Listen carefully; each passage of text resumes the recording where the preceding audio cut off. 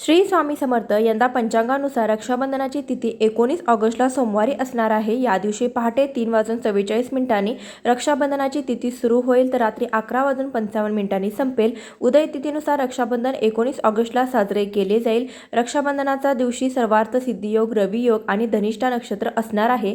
भद्रा काळ हा पहाटे 5:53 सुरू होईल तर दुपारी 1:32 संपेल।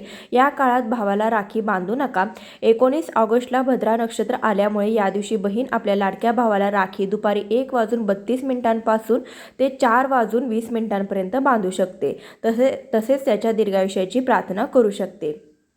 भद्रा काळ हा राखी पौर्णिमेच्या दिवशी 1:32 पर्यंत आहे दुपारी, त्यासाठी तोपर्यंत राखी बांधू नये। 1:32 पुढे ते 4:20 पर्यंत अतिशय शुभ मुहूर्त आहे। यावेळी तुम्ही राखी बांधू शकता किंवा दिवसभरामध्ये प्रदोष काळामध्ये बांधली तरी देखील चालेल।